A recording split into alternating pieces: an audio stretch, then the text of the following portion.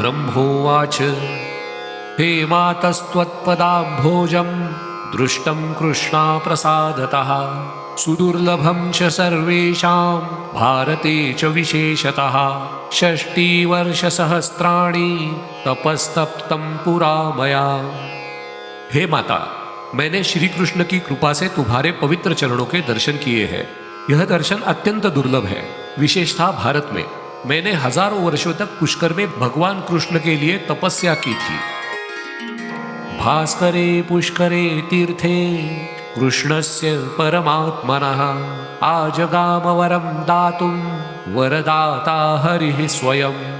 वरं वृणीष्वेत्युक्ते च स्वाभीष्टं च वृतं मुदा राधिका चरणाम्भोजं सर्वेषामपि दुर्लभम।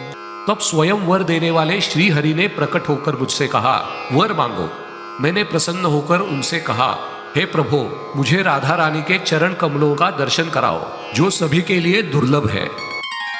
हे गुणातीत मे स्निग्ध मधुरैव प्रदर्शय मयेत्युक्तो हरिर्यमुवाच मां तपस्विनं दर्शयिष्यामि काले च वत्सेदानीं समेति च न हीश्वराज्ञा विफला तेन दृष्टं पदाम्भुजम्। मैंने श्री हरि से निवेदन किया, हे गुणातीत प्रभु, अभी तुरंत मुझे वह दर्शन कराओ। श्री हरि ने मुझसे तपस्वी जानकर कहा, ठीक समय पर मैं तुम्हें दर्शन दूंगा, अभी क्षमा करो। श्री हरि की आज्ञा व्यर्थ नहीं जाती, इसलिए आज मैंने राधा जी के चरणों के दर्शन किए हैं। सर्वेषां वंचितं मातर्गोलोके भारते धुना सर्वा देव्यः प्रकृत्यंशा जन्याः प्रकृतिका ध्रुवम् त्वं कृष्णांगार्धसम्भूता तुल्या कृष्णेन सर्वतः श्रीकृष्णस्त्वमयं राधा वा हरिः स्वयं। हे माता, आज गोलोक में जो सबकी चाहना है वह भारत में साकार हुई है। सभी देवियां प्रकृति के अंश से उत्पन्न है, किंतु तुम स्वयं भगवान श्री कृष्ण के अर्धांश से उत्पन्न हो। तुम श्री कृष्ण के समान ही हो, या तो श्री कृष्ण राधा है या राधा ही स्वयं श्री हरि है। नहि वेदेषु मे दृष्ट इति केन निरूपितं ब्रह्मांडात् बहिर्रुद्रं च गोलोकोऽस्ति यथाम्बिके वैकुण्ठश चाप्यजन्यश्च त्वमजन्या तथाम्बिके यथा समस्त ब्रह्मांडे श्रीकृष्णांशां च जीविनः। वेदों में भी तुम्हें नहीं देखा गया, फिर तुम्हें कौन वर्णित कर सकता है। ब्रह्मांड से परे ऊर्ध्व दिशा में गोलक धाम है, जहां तुम निवास करती हो। जैसे वैकुंठ अजन्मा है, वैसे ही तुम भी जन्म मरण से परे हो। तथा शक्ति स्वरूपा त्वं तेषु सर्वेषु संस्थिता पुरुषाश्च हरेरंशा स्वदंशा निखिला स्त्रियः आत्मानो देहरूपा त्वं स्याधारस्वमेव हि अस्यानुप्राणैस्त्वं मात स्वत्प्राणैरयमीश्वरः। जैसे सभी जीव श्री कृष्ण के अंश है, वैसे ही तुम उनकी शक्ति रूपा हो और सब में स्थित हो। समस्त स्त्रियां तुम्हारी अंश है। तुम स्वयं श्री हरि की देह रूपा और आधार हो। श्री हरि के प्राण भी वास्तव में तुम्हारे ही कारण है।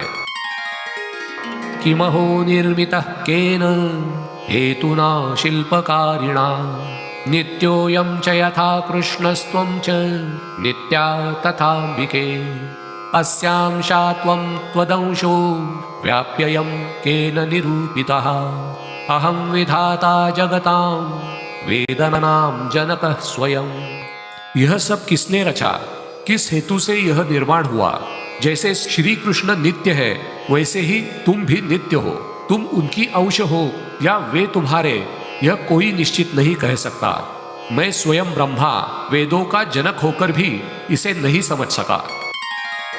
तं पठित्वा गुरुमुखा भवन्त्येव बुधा जनाः गुणानां वास्तवानां ते शतांशं वक्तुमक्षमः वेदो वा पंडितो वान्यः को वा त्वां स्तोतुमीश्वरः स्तवानां जनकं ज्ञानं बुद्धिर्ज्ञानाम्बिका सदा।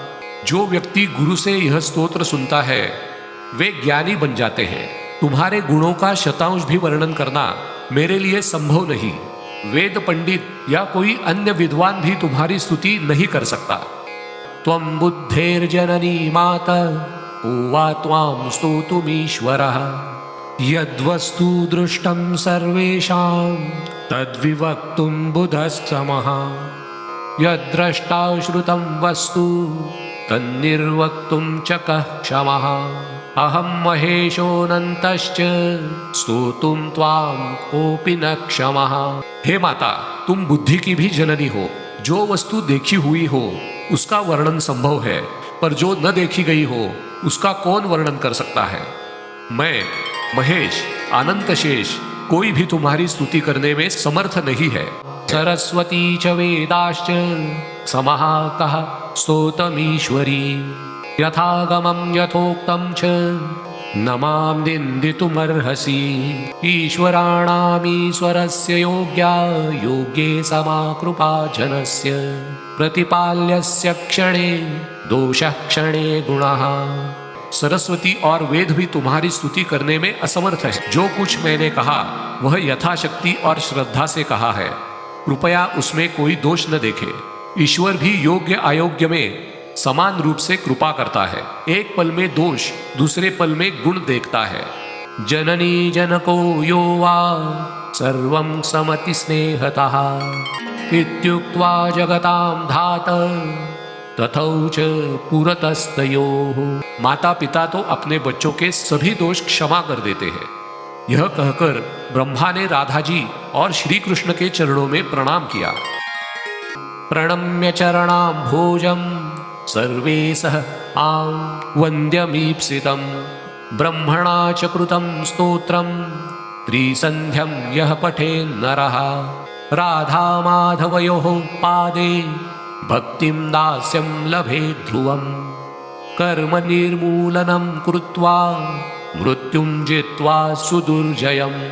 विलङ्घ्य सर्वलोकाश्च याति गोलकमुत्तमम्। जो भी यह ब्रह्म द्वारा रचित श्री राधा स्तोत्र को प्रतिदिन त्रिसंध्या में पढ़ेगा वह राधा माधव के चरणों में भक्ति और दासत्व प्राप्त करेगा। उसके सभी कुकर्म नष्ट हो जाएंगे। वह मृत्यु जैसे महान भय को जीत लेगा। समस्त लोकों को पार करके गोलोक धाम को प्राप्त करेगा। इति श्री ब्रह्मवैवर्ते ब्रह्मण कृतं श्री राधा स्तोत्रम संपूर्णम। राधे राधे।